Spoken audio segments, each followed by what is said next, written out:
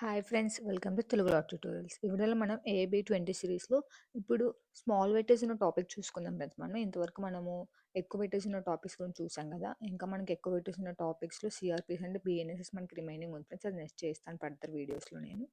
ఇప్పుడు short weightage ఉన్న topics చూసుకుందాము. ఫస్ట్ మనం షార్ట్ వెయిటేజ్ టాపిక్లో ఫస్ట్ మనం కవర్ చేయబోతున్న టాపిక్ ఐపీఆర్ అనమాట, ఇంటలెక్చువల్ ప్రాపర్టీ రైట్స్. ఇది చాలా ఏజ్ ఫ్రెండ్స్.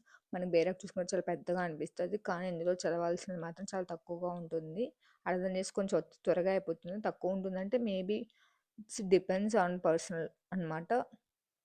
నేను చెప్పే విధంగా చదవండి, చాలా త్వరగా అయిపోతుంది. మనకు 2 మార్క్స్ వస్తాయి మెయిన్గా. సో కాబట్టి అంత బేరాక్ మొత్తం మీరు అంత పెద్ద బేరాక్ చదవనవసరం లేదనమాట. మనకు 2 మార్క్స్ కవర్ అవుతుంది కాబట్టి నేను చెప్పిన ఇంపార్టెంట్ టాపిక్స్ ఒకటి కవర్ చేయండి. మనకి ప్రీవియస్ మీకు లాస్ట్ మినిట్లో చదివే వాళ్ళకి మీరు అసలు ఈ సబ్జెక్ట్ 2 మార్క్స్ ఉంది కాబట్టి వెయిటేజ్ మీరు కాన్సెప్ట్ చదువుకున్నాడు ఏం ప్రాబ్లం లేదు ఫ్రెండ్స్. ఎవరైతే లాస్ట్ మినిట్లో చేస్తున్నారో వాళ్ళు మాత్రమే ముందు నుంచి ప్రిపేర్ అయ్యే వాళ్ళతో ప్రిపేర్ అవ్వండి కంపల్సరీ. ఎందుకంటే 2 మార్క్స్ కూడా ఇట్స్ మ్యాటర్. 2 మార్క్స్ అనేది మనకి పాస్ ఫెయిల్ అండ్ రికగ్నైజ్ చేయడానికి 2 మార్క్సే కాబట్టి. సో కాబట్టి మనం చూసుకుంటే ఐపీఆర్లో ఏమేమి చదవాలి, ఎంసీక్యూస్ ఎలా వస్తాయని నేను ప్రీవియస్ ఇయర్ క్వశ్చన్స్ కొన్ని ఎక్స్ప్లెయిన్ చేస్తాను ఫ్రెండ్స్. అవి చూద్దాం ఇప్పుడు. ఫస్ట్ మనం ఏం చూసుకుందామంటే మెయిన్గా వెయిటేజ్ ఏముంది, కాన్సెప్ట్స్ ఏమేమి చదవాలని ఫస్ట్ ఈ వీడియోలో తెలుసుకుందాం ఫ్రెండ్స్. ముందు ఫర్దర్ వీడియోస్లో మనం వచ్చేసి ఎంసీక్యూస్ చూద్దాము. ఫస్ట్ మనం ఈ వీడియోలో వచ్చేసి వెయిటేజ్ ఏంటి, ఏమేమి టాపిక్స్ చదవాలి మనం బేరాక్ నుంచి అని చూద్దాం ఫ్రెండ్స్. మనం చూసుకుంటే బేరాక్ ఉంటుంది ఇంటలెక్చువల్ ప్రాపర్టీ రైట్స్కి. సో కాబట్టి అందరూ బేరక్ ఎగ్జామ్కి తీసుకెళ్ళండి. మేబీ ఈ సబ్జెక్ట్కి మీరు బేరక్ తీసుకెళ్ళకోకుండా ఏం కాదు, it's depends on personal interest అనమాట. సో కాబట్టి ఒకసారి చూడండి, ఆల్మోస్ట్ తీసుకెళ్ళడానికి ట్రై చేయండి. ఎందుకంటే అది ఒక బుక్ ఏం పెద్ద బరువు ఏం కాదు కాబట్టి మనకి అది కూడా తీసుకెళ్ళండి. నేనైతే తీసుకెళ్ళమని చెప్తాను. సో కాబట్టి ఇప్పుడు మనం వీడియోలోకి వెళ్ళిపోదాం ఫ్రెండ్స్. వీడియోలోకి వెళ్ళే ముందు ఇంకా మా ఛానల్ ఎవరైనా సబ్స్క్రైబ్ చేసుకోండి, వెంటనే సబ్స్క్రైబ్ చేసుకోండి. పక్కన ఉన్న బెల్ ఐకాన్ ట్యాప్ చేసి ఆల్ అనే ఆప్షన్ సెలెక్ట్ చేసుకోండి. అప్పుడు నేను పెట్టిన ప్రతి వీడియో మీ నోటిఫికేషన్ వస్తుంది. ఈ వీడియో మీకు యూస్ఫుల్ అనిపిస్తే వీడియోని లైక్ చేయండి. అలాగే మీ ఫ్రెండ్స్ అండ్ ఫ్యామిలీ ఎవరైనా ప్రిపేర్ అవుతుంటే మన వీడియో షేర్ చేయండి. ఇప్పుడు మనం వీడియోకి వెళ్దాం ఫ్రెండ్స్. ఫస్ట్ మనం వెయిటేజ్ చూసుకుందాం ఈ సబ్జెక్ట్కి. ఈ సబ్జెక్ట్ మనకి ఇంటలెక్చువల్ ప్రాపర్టీ ఫ్రెండ్స్, ఐపీఆర్ అంటాము షార్ట్గా. చూసుకుంటే మనకి ఈ సబ్జెక్ట్లో ఫస్ట్ వెయిటేజ్ చూద్దాము. ఈ సబ్జెక్ట్లో ఏబీ 20కి మనం వెయిటేజ్ చూసుకుంటే 2 మార్క్స్ ఫ్రెండ్స్. మనకు 2 క్వశ్చన్స్ వస్తాయి. ఓవరాల్గా అయితే చూసుకుంటే మనకి చాలా తక్కువ మార్క్స్ కవర్ అవుతాయి అనమాట. సో కాబట్టి 2 మార్క్స్ 2 క్వశ్చన్స్. సో కాబట్టి మీరు ఎక్కువ టైం వేస్ట్ చేయొద్దండి ఈ సబ్జెక్ట్కి. మనం చూసుకుంటే బేరక్ చాలా పెద్దగా ఉంటుంది. ఎక్కువ టైం వేస్ట్ చేయకోకుండా ఫాస్ట్గా చదవడానికి ట్రై చేయండి. మనం టాపిక్స్ ఏమేమి కవర్ చేయాలంటే ఫస్ట్ ఐపీఆర్ అంటే ఏంటి, ఐపీఆర్లో ఏమేమి ఉంటాయి, patent, copyright, trade mark, geographical indications, అలానే కొన్ని ఇంటర్నేషనల్ కన్వెన్షన్స్ ఉంటాయి ఫ్రెండ్స్. అవి దీంట్ నుంచి కూడా మనకి ఒక క్వశ్చన్ అనేది రావచ్చు అనమాట. లేదంటే మిగతా 2 క్వశ్చన్స్ వీటి నుంచి రావచ్చు అనమాట. మెయిన్ ఇవి చదవండి. మీరు డిజైన్స్ కూడా ఉంటాయి, డిజైన్స్ కూడా ఒకవేళ చదివితే చదవండి. ఇప్పుడు మనం వచ్చేసి copyright, patent, trade mark, geographical indications, international conventions గురించి నేను బ్రీఫ్గా చెప్తా ఫ్రెండ్స్. ఇవి చదివితే చాలన్నమాట. సో కాబట్టి ఫస్ట్ మన ఐపీఆర్ మీనింగ్ ఎందుకు చూద్దాం ఫ్రెండ్స్. మనం చూసుకుంటే what is mean by IPR అనేది చూద్దాము. మనం చూసుకుంటే creation of human minds and intelligence వచ్చేసి ఐపీఆర్ అంటారనమాట. Creation of human minds and intelligence, ఇది ఫ్రెండ్స్ మీరు మెయిన్గా గుర్తుపెట్టుకోవాల్సింది. తర్వాత IP laws or legal rights అనమాట. ఇవి మనకి లీగల్ రైట్ అనమాట ఇది. సో కాబట్టి మెయిన్గా ఐపీ అంటే ఇది, ఐపీఆర్ అంటే ఇంటెలెక్చువల్ ప్రాపర్టీ రైట్స్ అనమాట. దీనికి అబ్రివేషన్ వచ్చేసి. సో కాబట్టి మనం ఐపీఆర్లో ఎప్పుడు కాపీరైట్, ట్రేడ్ మార్క్, డిజైన్స్ వీటి గురించి ఇంటర్నేషనల్ కన్వెన్షన్స్ కూడా చూసుకుందాం. ఫస్ట్ మనం కాపీరైట్ చూసుకుందాం ఫ్రెండ్స్. కాపీరైట్కి వచ్చేసి సింబల్ వచ్చేసి ఇది ఫ్రెండ్స్, సి వచ్చేసి రౌండ్లో ఉంటుంది అనమాట. ఇది copyright symbol. Gives rights to creators for their literacy. ఏమేమి కవర్ చేస్తుంటే literacy, dramatic, musical works, computer programs, ఇప్పుడు మనకి లేటెస్ట్గా ఆర్టిస్టిక్ వర్క్స్, సినిమాటోగ్రఫీ, ఇవన్నీ ఫ్రెండ్స్ మనకి వీటిలో ఎవరైనా జరిగితే కానీ కాపీ చేస్తే కానీ మన కాపీరైట్ ద్వారా ప్రొటెక్షన్ తీసుకోవచ్చు అనమాట. ఇది మనకి ఎన్ని రోజులు ఒకసారి ఒక పర్సన్ ఏదైనా ఏదైనా ఒక మ్యూజిక్ ఫైండ్ అవుట్ చేయడం కానీ, అదే మ్యూజిక్ ప్లే చేసి అతన్ని మ్యూజిక్ అది అని అతను రిజిస్టర్ చేసుకుంటే అతను ఓన్ అవుతుందన్నమాట. అది అతనికి తప్ప వేరే వాళ్ళు ఎవరు యూజ్ చేయకూడదు అనమాట. సో కాబట్టి అది ఒకసారి రిజిస్టర్ చేసుకుంటే ఎన్ని రోజులు అది ఉంటుంది. లేదంటే ఒక స్టోరీ రాసి ఉంటారు, ఆ స్టోరీ వచ్చేసి అతనికి అనమాట. అతను ఎవరు పబ్లిష్ చేసుకోనికుండా, ఎవరు యూజ్ చేసుకోనికుండా అతను తప్ప రాసిన లేకపోతే క్రియేటర్ ఉంటారు వాళ్ళు. సో కాబట్టి ఎన్ని రోజులు అంటే వన్స్ రిజిస్టర్ చేసుకుంటే లైఫ్ టైమ్ ఆఫ్ ఆథర్ ఎవరితో అతను లైఫ్ టైమ్ ప్లస్ 60 years ఉంటుంది అనమాట మనకి కాపీరైట్. ఈ డిఫరెన్స్ మనకి టర్మ్ ఆఫ్ కాపీరైట్ వచ్చేసి life time of author plus 60 years అనమాట. మెయిన్‌గా చూసుకోవాల్సింది ఇది మీరు. ఇక్కడ నుంచి డైరెక్ట్ క్వెషన్ అయినా రావచ్చు. టర్మ్ ఆఫ్ కాపీరైట్ అని. సో, కాబట్టి life time of author plus 60 years వచ్చేసి మనకి కాపీరైట్ ఫ్రెండ్స్ మనకిక్కడ. ఇది చూసుకుంటే మోనోపోల్ రైట్ అనమాట. రిజిస్ట్రేషన్ అనేది కంపల్సరీ అంటే ఏం కంపల్సరీ రాదు. ఇది మోనోపోల్ రైట్ ఇది గుర్తుపెట్టుకోండి బాగా. మోనోపోల్ అంటే ఎవరైతే క్రియేటర్స్ ఉంటారో వాళ్ళు మాత్రం యూజ్ చేసుకోనీకి ఉంటుంది. తప్ప మిగతా వాళ్ళు ఎవరు యూజ్ చేసుకోనీకి ఉండదనమాట. క్రియేషన్ నెక్స్ట్ వచ్చి మనకి registration is not compulsory. Registration చేసుకోవాలంటే కంపల్సరీ కాదు. ఇట్స్ పర్సనల్ చాయిస్ అనమాట. క్రియేటర్ ఒక ఇంట్రెస్ట్ అనమాట రిజిస్ట్రేషన్ చేసుకో. కానీ రిజిస్ట్రేషన్ చేసుకుంటే అది ఎవరైనా యూజ్ చేసుకుంటే అప్పుడు మనము డ్యామేజెస్ అన్నీ కవర్ చేసుకోనీకి ఎక్కువ ఛాన్సెస్ ఉంటాయన్నమాట. సో, కాబట్టి మనము ఒకవేళ ఇన్‌ఫ్రింజ్‌మెంట్ అంటే ఏంటంటే ఎవరైతే క్రియేటర్ ఉంటారో అతనికి తెలియకుండా తన వర్క్‌ని యూజ్ చేసుకోవడం అనమాట. దట్స్ కాల్డ్ ఇన్‌ఫ్రింజ్‌మెంట్ అనమాట. సో, కాబట్టి ఇన్‌ఫ్రింజ్‌మెంట్ జరిగినప్పుడు మనకి సివిల్ అండ్ క్రిమినల్ రెమెడీస్ ఉంటాయి మనకి. సివిల్‌లో వచ్చేసి మనకి injunction, damages, redemption of accounts ఉంటాయి. అలానే మనకి క్రిమినల్ కేసెస్ కూడా ఫైల్ చేసుకోవచ్చనమాట. రెమెడీస్ ఫర్ ఇన్ఫ్రింజ్‌మెంట్‌లో ఇదనమాట. సో, చూసుకుంటే మనకి ఓవరాల్‌గా కాపీరైట్‌లో ఇది ఫ్రెండ్స్. మనకి మెయిన్‌గా టర్మ్స్ గుర్తుపెట్టుకోండి మీరు. కంపల్సరీ రిజిస్ట్రేషన్ అంటే రిజిస్ట్రేషన్ కంపల్సరీ ఏం కాదు. It's a monopoly right. Life time of author plus 60 years ఈ టర్మ్ గుర్తుపెట్టుకోండి. ఏ ఏ వర్క్స్‌కి కవర్ అవుతుందంటే literary, dramatic, music works, computer programs, artistic works, cinematography అనమాట. మనకి మెయిన్‌గా కాపీరైట్ సింబల్ కూడా గుర్తుపెట్టుకోండి ఫ్రెండ్స్. ఇది ఫ్రెండ్స్ కాపీరైట్ సింబల్. సో, చూసుకుంటే ఇప్పుడు నెక్స్ట్ మనం ట్రేడ్ మార్క్ చూసుకున్నప్పుడు ఇది చాలా ఫేమస్ అందరికి తెలిసే ఉంటది. ట్రేడ్ మార్క్ కాపీరైట్ తెలియకుండా ట్రేడ్ మార్క్స్ వచ్చేసి it's a sign or symbol అనమాట. మనం చూసుకుంటే ఇప్పుడు నైకీకి ఇలా ఉంటది మన టిక్ మార్క్. అడిడాస్‌కి అలా a symbol Coca Cola it's a సింబల్‌కి ఇట్స్ సింబల్ ఆర్ సైన్ అనమాట. వాళ్ళ ప్రొడక్ట్‌ని ఐడెంటిఫై చేయనీకి ఇట్స్ ఏ వాళ్ళకొక సైన్ అనమాట అది. అదొక ప్రోడక్ట్ బ్రాండ్ ఇమేజ్‌ని మెయింటైన్ చేయనీకి ఇట్స్ మేబీ కలర్ కాంబినేషన్ కూడా మనం రికగ్నైజ్ చేసుకోవచ్చు ఫ్రెండ్స్. ఇక్కడ అడ్వర్టైజ్‌మెంట్ అనమాట. వాళ్ళ బ్రాండ్‌ని మనం చూస్తాను రికగ్నైజ్ చేయనీకి. మనం చూసుకుంటే మింత్రా, రిలయన్స్, విశాల్ మార్ట్‌కి అలా ప్రతి ఒక్క దానికి ఉంటుందనమాట. It's a sign or symbol అనమాట. మనకు ఆ సింబల్స్ అనేవి ఉంటాయన్నమాట. సో, కాబట్టి మీకు ఈ ట్రేడ్ మార్క్ గురించి బాగా తెలిసుంటుందనుకుంటున్నాను నేను. చూసుకుంటే ఇట్స్ ప్రొడక్ట్ ఐడెంటిఫికేషన్ అనమాట. ట్రేడ్ మార్క్ మనకి ఏమవుతుందంటే ఒక్క ట్రేడ్ మార్క్ మనం పెట్టుకొని, ఒక మార్క్ అనేది పెట్టుకొని మనకి కేఎఫ్‌సి, మెక్‌డొనాల్డ్స్ ఒక మార్క్ అని పెట్టుకొని మనం సింబల్ చూస్తానే మనకి ఇది పలానా బ్రాండ్, పలానా దానికి రిలేటెడ్. బర్గర్ కింగ్ ఇలా చాలా ఫేమస్ ఉంటాయి కదా ఫ్రెండ్స్. ఇవి అన్నమాట. దాన్ని చూసి అవి ఎవ్వరు యూజ్ చేసుకోవద్దనమాట. ఎవరైతే రిజిస్టర్ చేసుకొని అది వాళ్ళ మార్క్ అని వాళ్ళు పెట్టుకుంటారో వాళ్ళు తప్ప ఇంకా వేరే వాళ్ళు ఎవరు యూజ్ చేసుకోవడానికి ఉండదనమాట. సో, కాబట్టి మనకి ప్యాకేజ్ షేప్ ఇప్పుడు మనం చూసుకుంటే కోకో కోలా బాటిల్ అది వాళ్ళు రికగ్నైజ్ షేప్ అనమాట. వాళ్ళు యూజ్ చేస్తారు. కలర్ కాంబినేషన్ ఇప్పుడు మనం చూసుకుంటే మెక్‌డొనాల్డ్స్ ఉంటది ఫ్రెండ్స్. మెక్‌డొనాల్డ్స్‌కి మనకి ఎమ్ అని వచ్చేసి యెల్లో కలర్‌లో ఉంటదనమాట. అది మనకి ఐడెంటిఫికేషన్ అనమాట. అదొచ్చేసి కలర్ కాంబినేషన్స్ కూడా మనకి ఐడెంటిఫికేషన్ ఉంటదనమాట. మనకి మెక్‌డొనాల్డ్స్ అంటేనే ఆటోమేటిక్‌గా గుర్తొచ్చేస్తది కదా ఫ్రెండ్స్. అలా అనమాట. ఒక్కొక్క దానికి ఒక్కొక్క మార్క్ అనేది ఉంటుందనమాట మనకి. ఆ మార్క్ అనేది వాళ్ళకొకటి మాత్రమే సొంతం అన్నమాట. వేరే వారెవరు యూజ్ చేసుకోకూడదనమాట. సో, కాబట్టి ఇది ట్రేడ్ మార్క్ అనమాట. ట్రేడ్ మార్క్ వల్ల మనకేమవుతుందంటే మన ప్రొడక్ట్ ఆటోమేటిక్‌గా అడ్వర్టైజ్ అయిపోతుందనమాట. ప్రొడక్ట్ ఐడెంటిఫికేషన్ అని వస్తుంది. వాళ్ళ కస్టమర్స్‌కి ఒక ట్రస్ట్ అనేది వస్తుందనమాట మనకి. సో, కాబట్టి బ్రీచ్ చేయడానికి మనకి కేఎఫ్‌సి చూసుకుంటే ఇప్పుడు రెడ్ కలర్స్ ఉండి కేఎఫ్‌సి అని బ్లాక్‌తో వచ్చి ఉంటుంది. సో, కాబట్టి అది ప్రతి ఒక్క ప్రోడక్ట్‌కి వాళ్ళ సిగ్నిఫికేషన్ ఫ్రెండ్స్ అది. వాళ్ళ ప్రోడక్ట్ ఏదైనా మనం చూస్తేనే ఐడెంటిఫై చేస్తారనమాట కస్టమర్స్. అది మిగతా వాళ్ళెవ్వరూ దాన్ని యూజ్ చేయనీకి ఉండదనమాట. ఇక్కడ మనం చూసుకుంటే ఇది ఒక ట్రేడ్ మార్క్, ఒక మార్క్ అనేది ఇప్పుడు మనకి మెక్‌డొనాల్డ్స్ ఉంది ఫ్రెండ్స్ ఎమ్. మన ఈ మార్క్ అనేది మనం రిజిస్టర్ చేసుకుంటే మనకి ఇది కావాలనేసి అది 10 ఇయర్స్ వరకు ఉంటుందన్నమాట. టర్మ్ పీరియడ్ అనేది 10 ఇయర్స్. 10 ఇయర్స్ తర్వాత మనకి టైమ్ టు టైమ్ ఎప్పుడు రెన్యువల్ చేసుకుంటూ ఉండాలన్నమాట. మనకే ఉండాలంట ఆ మార్క్.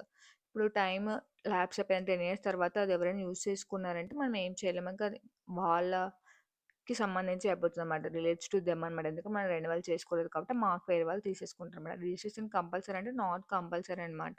ఇట్స్ కంపల్సరీ మనం రిజిస్టర్ చేసుకుంటే మంచిదనమాట. మనకి ఎవరైనా యూజ్ చేసుకుంటే మనం అక్కడి నుంచి క్లెయిమ్ చేసుకోనీకుంటుంది. రిజిస్ట్రేషన్ చేసుకున్న వాళ్ళకి చూసుకుంటే ఎక్కువ అడ్వాంటేజెస్ ఉంటాయన్నమాట. డిసడ్వాంటేజెస్ చాలా ఉంటాయి మనం రిజిస్టర్ చేసుకోకపోవడం వల్ల. సో, కాబట్టి రిజిస్ట్రేషన్ చేసుకుంటే మంచిదనమాట. ఇన్‌ఫ్రింజ్‌మెంట్ అయినప్పుడు మనకి యూజ్ అవుతుందనమాట. మనం చూసుకుంటే రిజిస్టర్డ్ ట్రేడ్ మార్క్ చూసుకుంటే షూ ఫర్ ఇన్‌ఫ్రింజ్‌మెంట్ చేసుకోవచ్చనమాట. అన్‌రిజిస్టర్డ్ ట్రేడ్ మార్క్ అయితే ఓన్లీ పాసింగ్ ఆఫ్ మాత్రమే చేయగలమనమాట. సో, కాబట్టి మనకిది మోనోపోలీ రైట్ ఫ్రెండ్స్. అగైన్ ఎవరు యూజ్ చేయడానికి ఉండదు. ఎవరైతే రిజిస్టర్ చేసుకుంటారో వాళ్ళు మాత్రమే యూజ్ చేసుకోవడానికి ఉంటుంది కాబట్టి మిగతా వాళ్ళు ఎవరు యూజ్ చేసుకోకూడదు. 10 ఇయర్స్ మాత్రమే ఉంటుంది. మనం టైమ్ బై టైమ్ రెన్యువల్ చేసుకోవాలి. ఇట్స్ సైన్ ఆర్ సింబల్ అనమాట. మనకు చూసుకుంటే ట్రేడ్ మార్క్‌కి సింబల్ ఏంటంటే ఇక్కడ చూసుకుంటే మనకి ట్రేడ్ మార్క్‌కి సింబల్ ఏందంటే ఇప్పుడు కాపీరైట్‌కి మనం చూసుకుంటే ఇదని చెప్పా కదా ఫ్రెండ్స్ నేను. సి వచ్చి ఇలా రౌండ్ వచ్చడం అది కాపీరైట్ సింబల్. అలా మనం ట్రేడ్ మార్క్ చూసుకుంటే ట్రేడ్ మార్క్ మనకి రిజిస్ట్రేషన్ నాట్ కంపల్సరీ అని చెప్పాం కదా ఫ్రెండ్స్. సో, కాబట్టి మనకి trade mark registration not compulsory అప్పుడు registered trade marks, unregistered trade marks ఉంటాయన్నమాట. ఫస్ట్ మనం చూసుకుంటే రిజిస్టర్డ్ ట్రేడ్ మార్క్స్ చూసుకుంటే మనకి రిజిస్టర్డ్ ట్రేడ్ మార్క్స్‌కి సింబల్ ఏమని ఉంటుందంటే గన ఆర్ వచ్చి రిజిస్టర్డ్‌కి రిప్రజెంటేషన్ ఆర్ వచ్చి దానికి సర్కిల్ వచ్చి ఉంటుంది ఫ్రెండ్స్. ఇది రిజిస్టర్డ్ ట్రేడ్ మార్క్స్ మనకి ఇలా ఉండమని. అంటే ఆ ట్రేడ్ మార్క్ మనకి రిజిస్టర్ అయినది అని అర్థం అనమాట. సో, కాబట్టి మనకు అన్‌రిజిస్టర్డ్ కూడా ఉంటాయి ఫ్రెండ్స్. రిజిస్ట్రేషన్ నాట్ కంపల్సరీ మీరు రిజిస్టర్ చేసుకోండరు. అన్‌రిజిస్టర్డ్ ట్రేడ్ మార్క్స్‌కి ఏమని ఉంటదంటే టీఎం అని ఉంటది ఫ్రెండ్స్. ట్రేడ్ మార్క్ కదా మనకి. ట్రీ ఎం అని ఉన్నదానికి ఇవి అన్‌రిజిస్టర్డ్ ట్రేడ్ మార్క్స్ అనమాట. ఆర్ వచ్చి రౌండ్ ఉంటే గనక మనకొచ్చేసి రిజిస్టర్డ్ ట్రేడ్ మార్క్స్ అని అనమాట మనకి. మీరు గమనించొచ్చు ఎవరైనా వాళ్ళ బ్రాండ్ పక్కన వేసుకుంటారు. టీఎంఆ వచ్చేసి ఆర్ అనేసి అది టీఎంఆర్ రిప్రజెన్స్ వచ్చేసి మనకి ట్రేడ్ మార్క్ వాళ్ళు రిజిస్టర్ అయినదా, అన్‌రిజిస్టర్డా అని మనకి అక్కడ రిప్రజెంట్ చేసేది ఆ సింబల్స్ ఫ్రెండ్స్. సో, కాబట్టి మనకి ఇవి మెయిన్ అనమాట. సింబల్స్ ఇచ్చి ఏది రిజిస్టర్డ్, ఏది అన్‌రిజిస్టర్డ్ మనకి డైరెక్ట్ క్వెషన్ కూడా రావచ్చు. ఇక్కడ 10 ఇయర్స్‌కి ఒకసారి మనము రెన్యువల్ చేసుకుంటుండాలి. కంపల్సరీ నాట్ మనకేంటంటే సింబల్ మెయిన్ అనమాట. మనకి ఇక్కడి నుంచి ఎక్కువ డైరెక్ట్ క్వెషన్స్ రావు ఫ్రెండ్స్. ఈ ట్రేడ్ మార్క్స్ నుంచి మనకి ఇల్లుస్ట్రేషన్ బేస్డ్ క్వెషన్‌లు వస్తాయన్నమాట. ఈ ట్రేడ్ మార్క్స్ నుంచి. సో, కాబట్టి ట్రేడ్ మార్క్స్ ఏమైందంటే సింబల్ అనేసి గుర్తుపెట్టుకోవాలి. సైన్ ఆర్ సింబల్ అనేసి. సో, కాబట్టి నేను ఎంసీక్యూస్‌లో వచ్చినప్పుడు నేను చెప్తాను. నెక్స్ట్ మనకు పేటెంట్ చూసుకుందాం ఫ్రెండ్స్. ఇప్పుడు ఇక్కడ మనం చూసుకుంటే పేటెంట్ చూస్తే 2 types friends. Product patent and process patent అనమాట. ఇక్కడ వచ్చేసి ఈ పేటెంట్ అంటే ఏంటంటే give exclusive right to inventor అనమాట. మెయిన్‌కి మనకి ఇన్వెంటర్‌కి ఎక్స్‌క్లూజివ్ రైట్స్ అనేవి ఇస్తారు ఫ్రెండ్స్. ఎవరైతే ఇన్వెంట్ చేస్తారో whether it is a process or product ఏదైనా ప్రొడక్ట్ ఇన్వెంట్ చేసి ఆ ఇన్వెంటర్‌కి 20 ఇయర్స్ వరకు వాళ్ళు రిజిస్టర్ చేసుకుంటే అది వాళ్ళకే సొంతమంట. ఎవ్వరు ఇంకా మళ్ళీ ఆ ప్రోడక్ట్‌ని 20 ఇయర్స్ వరకు వీళ్ళు తప్ప ఇంకెవరు యూజ్ చేసుకోనీకి ఉండదనమాట. సో, కాబట్టి మనకి ప్రాసెస్ చూసుకుంటే ఏదైనా ప్రాసెస్ ఇప్పుడు ఒక డ్రగ్ ఇన్వెస్ట్ చేసినారంటే ఆ డ్రగ్‌లో ఏ అనే కాంపౌండ్ యూజ్ చేసి ఈ రేషియోస్‌లో యూజ్ చేస్తే ఈ సి అనే కాంపౌండ్ వచ్చింది మనకి ఈ డ్రగ్ అనేది వచ్చింది అని వాళ్ళ చేసే ప్రాసెస్ ఏమైతే ఉంటదో ఆ ప్రాసెస్ అంతా రేషియోస్ కానీ ఏదైనా వాళ్ళు యూజ్ చేసే మెథడ్ కానీ ఏదైనా ఇంతవరకు ఈ బాయిలింగ్ పాయింట్‌లో ఏస్తే, ఈ కూలింగ్ పాయింట్‌లో చేస్తే ఇలా వచ్చిందని ఈ ప్రాసెస్ మొత్తం చూసుకుంటే మనకి అది వాళ్ళకి అది వాళ్ళు ఇన్వెంట్ చేసింది కాబట్టి రిలేట్స్ టు దెమ్ అనమాట. ఓన్లీ ఎక్స్‌క్లూజివ్‌గా ఆ ఇన్వెంటర్‌కి మాత్రమే ఆ రైట్ అనేది ఉంటదనమాట. సో, కాబట్టి మనకి పేటెంట్ ఈస్ ఆఫ్ 2 టైప్స్ అనమాట. Product, process. ఇది ఏది చేసినా కూడా వాళ్ళకుంటది. ఇక్కడ మనకి పేటెంట్ ఏదైనా ప్రోడక్ట్ కానీ, పేటెంట్ గానీ ఎంత టర్మ్ పీరియడ్ ఎంత అంటే 20 ఇయర్స్ అనమాట. Fixed granted for period of 20 years అనమాట. ఇన్వెంటర్ తప్ప ఇంకెవ్వరు 20 ఇయర్స్ తర్వాత యూజ్ చేయొద్దనమాట. అందుకే మనం కొన్ని డ్రగ్స్ చూసుకుంటే చాలా కాస్ట్ ఉంటాయన్నమాట. సేమ్ అదే డ్రగ్ ఎవరైతే ఇన్వెంటర్ ఉంటారో వాళ్ళు 20 ఇయర్స్ వరకు యూజ్ చేయాల్సి ఉంటుందనమాట. దాని తర్వాత మార్కెట్‌లోకి సేమ్ కాంబినేషన్స్ ఉన్న డ్రగ్స్ వచ్చేసి రిలీజ్ అవుతాయన్నమాట. అప్పుడు మనకు చూసుకుంటే ఏదైతే ఇన్వెంటర్స్ యూజ్ చేసినది ఉంటదో ఫస్ట్ ఆ డ్రగ్ మనకి మెయిన్ ఇన్వెంటర్స్ క్రియేట్ చేసినది ఉంటదో, అది ఎక్కువ కాస్ట్‌కుంటది. మిగతావన్నీ సేమ్ కాంబినేషన్స్‌లోనే మనకి వేరే వాళ్ళు మళ్ళీ రిలీజ్ చేసింటారనమాట మార్కెట్‌లోకి. ఆ డ్రగ్ కొంచెం కాస్ట్ తక్కువ అనేది ఉంటదనమాట. మనం చూసుకుంటే 20 ఇయర్స్ మోనోపోలీ రైట్ వాళ్ళు మాత్రమే తప్ప ఇంకెవరు యూజ్ చేయనీకుండదనమాట. అది మనకి ఇక్కడ దాని టర్మ్ పీరియడ్ వచ్చేసి 20 ఇయర్స్ అనమాట మనకి. ఇది చూసుకుంటే ఇక్కడ ఎవరు ఈ పేటెంట్‌కి అప్లై చేసుకోవడానికి ఉందంటే ఇన్వెంటర్ మాత్రమే పేటెంట్ అప్లై చేసుకోవడానికి ఉంటుంది ఫ్రెండ్స్.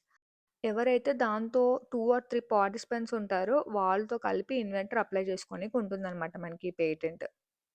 ఇది మనకి అప్లై చేసుకున్నప్పుడు న్యూగా సొసైటీకి యూజ్‌ఫుల్ అయ్యేది మాత్రమే మనకి రికగ్నైజ్ చేస్తారనమాట. రిజిస్టర్ చేస్తారనమాట. ఏవైతే అన్‌లాఫుల్‌గా ఉంటాయో అవి కొన్ని రికగ్నైజ్ చేయరనమాట. వాళ్ళకి అలౌ చేయరు. పర్మిషన్ అనేది రిజెక్ట్ చేస్తారనమాట. మనకి అన్‌లాఫుల్‌గా ఉన్నవి అలాంటివి మాత్రం మనకి ఎంకరేజ్ చేయరనమాట. సో, కాబట్టి సొసైటీకి యూజ్‌ఫుల్‌గా ఉన్నది మాత్రం మనకి అలౌ చేస్తారనమాట. ఇక్కడొచ్చేసి మనకి patents in biotechnology, patents in genetics ఇలా చ ఇలా చాలా ఉంటాయన్నమాట పేటెంట్‌లో. మనకి ఇన్ డెప్త్‌గా అవన్నీ మనకి ఏం అవసరం లేదు. సో, కాబట్టి వాట్ ఈస్ వాట్ అనేది మాత్రం మనం గుర్తుపెట్టుకుంటే చాలన్నమాట. ఇక్కడ మెయిన్ వచ్చేసి 20 years term period, product, process 2 types ఉంటాయి. ఇక్కడ చూసుకుంటే మనకి రిజిస్ట్రేషన్ అనేది కంపల్సరీ కాదు ఫ్రెండ్స్. మ్యాండేటరీ ఏం కాదనమాట. Based on their personal choice అనమాట. ఎవరైతే ఇన్వెంటర్ ఉంటారో వాళ్ళకి రిజిస్టర్ చేసుకోవాలనిపిస్తే చేసుకోవచ్చు. లేదంటే లేదు. కానీ it's registration of patent is highly recommendable అనమాట. ఎందుకంటే చాలా కష్టపడి ఒకటి ఇన్వెంట్ చేసిన తర్వాత అది రిజిస్ట్రేషన్ చేసుకొని అది మనకి ఇచ్చే మోనోపోల్ రైట్ తెచ్చుకోవడం అనేది చాలా ఇంపార్టెంట్ అనమాట. ఎందుకంటే మళ్ళీ వేరే వాళ్ళు యూజ్ చేసుకొని మళ్ళీ మనం ప్రూవ్ చేసుకోవడము అదంతా అన్‌రిజిస్టర్డ్‌గా ఉన్నప్పుడు it's leads to difficult process అనమాట మనకి. సో, కాబట్టి రిజిస్ట్రేషన్ చేసుకోవడం అనేది ఇట్స్ హైలీ రికమెండెడ్ అనమాట. సో, కాబట్టి మనకి ఏమేం రెమెడీస్ ఉంటాయి ఎన్ఫ్రింజ్‌మెంట్ అయితే అంటే గన injunction, damages, account of profit ఉంటుందనమాట. సో, కాబట్టి ఇది ఫ్రెండ్స్ మనకి ఓవరాల్‌గా పేటెంట్. ఇక్కడ మనం చూసుకుంటే పేటెంట్, ట్రేడ్ మార్క్స్, కాపీరైట్స్ గురించి చూసాము. మీకు టైమ్ ఉంటే డిజైన్స్ కూడా చూడండి. ఇంకా డిజైన్స్ నుంచి కూడా రావచ్చనమాట. May or may not be not compulsory అనమాట. సో, కాబట్టి ఇది ఈ మోడ్ గురించి అనమాట. మీకేమైనా డౌట్స్ ఉంటే కామెంట్ సెక్షన్‌లో అడగండి. నేను కామెంట్ రిప్లై ఇస్తాను. సో, కాబట్టి నెక్స్ట్ చూసుకుంటే మనం కన్వెన్షన్స్ గురించి చూద్దాం. ఈ కన్వెన్షన్స్ గురించి కూడా మనం చూసుకుంటే ఈ కన్వెన్షన్స్ నుంచి మనకు క్వెషన్ అనేది రావచ్చనమాట ఒకటి. May or may not be compulsory వస్తుంది ప్రతి ఇయర్ అనేది కాదు. వచ్చినాయి కొన్నిసార్లు. కాబట్టి మనం చూసుకుందాము. ఇక్కడొచ్చేసి ఫస్ట్ మనం పారిస్ కన్వెన్షన్ చూసుకుందాము. పారిస్ కన్వెన్షన్ చూసుకుంటే ఐపీ లా రిలేటెడ్‌లో ఇది ఫస్ట్ కన్వెన్షన్ అనమాట. ఫస్ట్ ట్రీటీ అనమాట ఇది మనకి. IP protection related. సో, కాబట్టి ప్రొటెక్షన్ ఆఫ్ ఐపీ ఇక్కడ మనం చూసుకుంటే ఇంటలెక్చువల్ ప్రాపర్టీ రైట్స్ ప్రొటెక్షన్‌కి మనకి ఇది జరిగిందనమాట. పారిస్ ఫ్రాన్స్‌లో. ఇది మనకొచ్చేసి ఎక్కడంటే 1883లో సైన్ జేయడం జరిగిందనమాట. మనకి Paris convention related for the production for the protection of intellectual property rights అనమాట. ఏవి patents, trade marks, industrial designs ఇలా వీటిని ప్రొటెక్ట్ చేయనికి మనకి ఈ ట్రీటీ అనేది ఫార్మ్ అయిందనమాట. ఇది మెయిన్‌గా మనకి క్రియేటర్స్‌కి చాలా యూజ్‌ఫుల్ అవుతుందనమాట. వాళ్ళని ప్రొటెక్ట్ చేస్తది. ఇది administrated by WTO world trade organisation ద్వారా ఇది అడ్మినిస్ట్రేట్ అవుతుంటుంది. సో, కాబట్టి మనం చూసుకుంటే India become a member in Paris convention in 1998 అనమాట. మనకి వాట్ అని తెలుసుకుంటే చాలనమాట. సో, కాబట్టి బ్రీఫ్ ఐడియా అనేది తెచ్చుకొని నేను ఇన్ డెప్త్‌గా ఏం చెప్పట్లేదు ఫ్రెండ్స్. బ్రీఫ్‌గా చెప్తున్నాను వాట్ అనేది మీకి. సో, కాబట్టి ఇది మళ్ళీ మీరు ఇంత కొంచెమే చెప్పారు, అలా చెప్పారని కాదు. సో, కాబట్టి నేను బ్రీఫ్‌గా మీరు ఇన్ డెప్త్‌గా చదువుకొని మీకు ఎవరికైతే కావాలో దేర్ పర్సనల్ ఇంట్రెస్ట్ అనమాట. నేను బ్రీఫ్‌గా పారిస్ కన్వెన్షన్ అంటే ఏంటి? గ్యాట్ అంటే ఏంటి?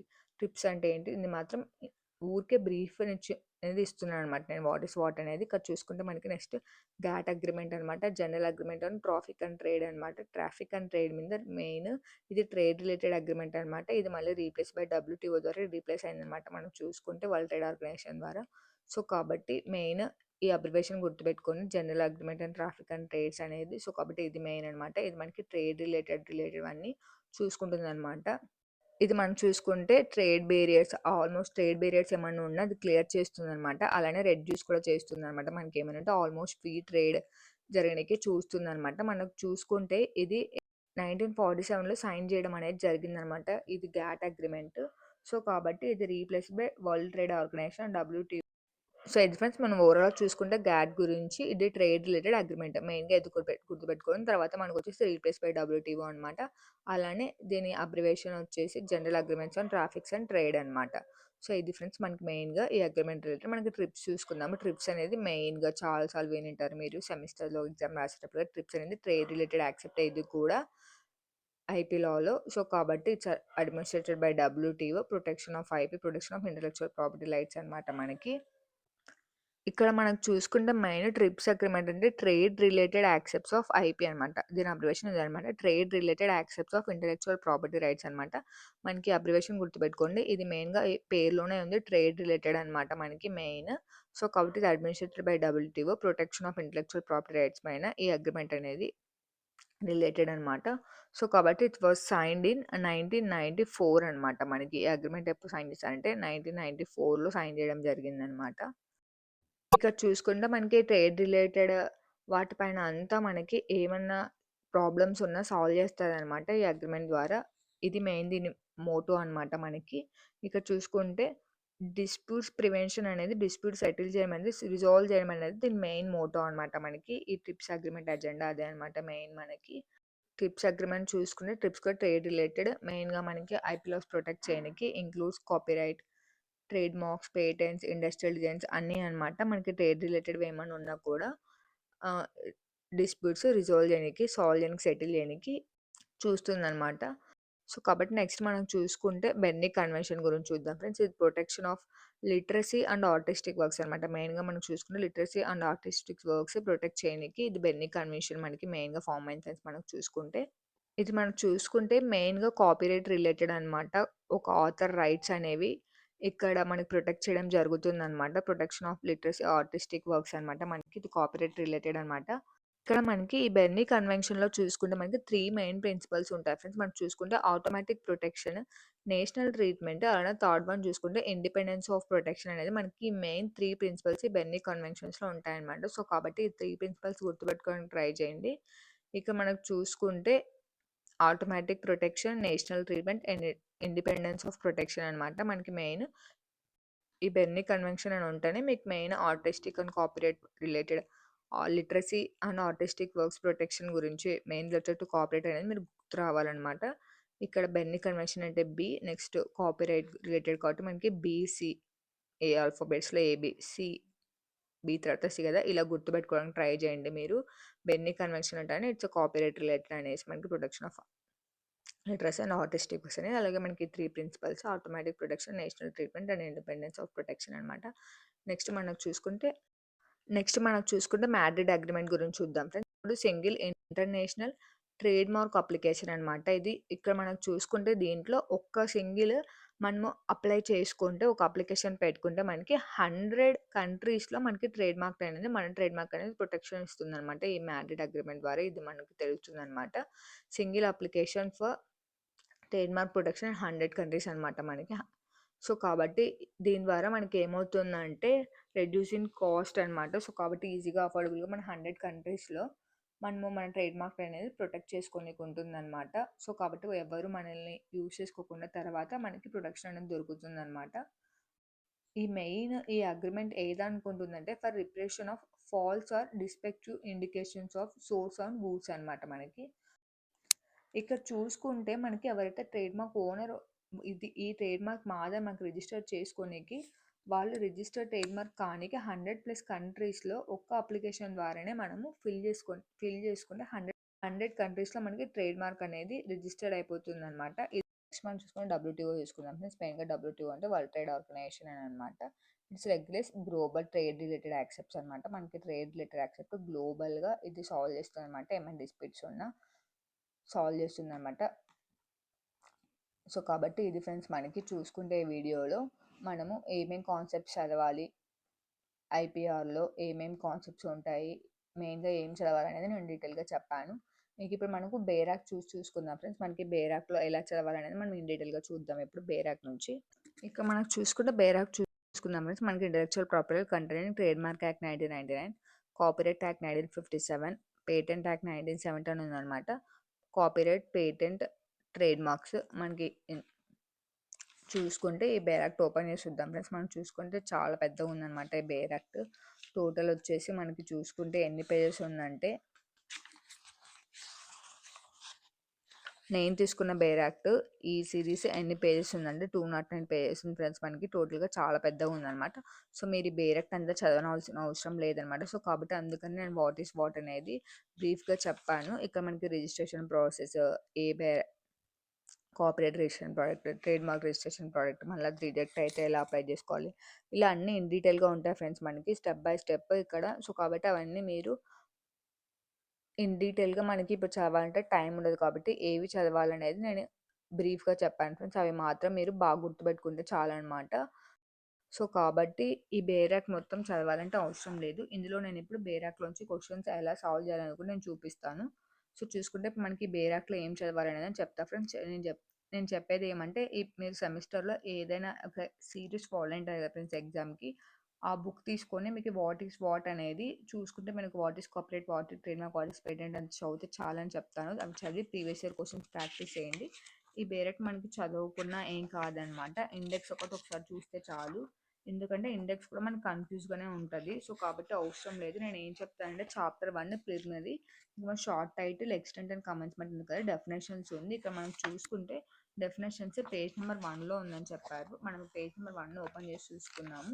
ఎందుకంటే మనకి డెఫినిషన్స్ రిలేటెడ్ ఒక క్వెషన్ అనేది రావచ్చనమాట. సో, కాబట్టి మనం చూసుకుంటే ఇక్కడ డెఫినేషన్స్ గురించి ఉందనమాట. మీరు డెఫినేషన్స్ గురించి ఒకసారి జస్ట్ చూడండి. ఏమేమి ఉన్నాయి డెఫినేషన్స్ అనేది. మనకు డెఫినేషన్స్ రిలేటెడ్ వచ్చినప్పుడు మనం క్వశ్చన్ అనేది ఎలా ఆన్సర్ చేయాలనేది మనం చూడాలన్నమాట. సో కాబట్టి అదనమాట ఈ డెఫినేషన్స్ యూజ్ అవుతుంది.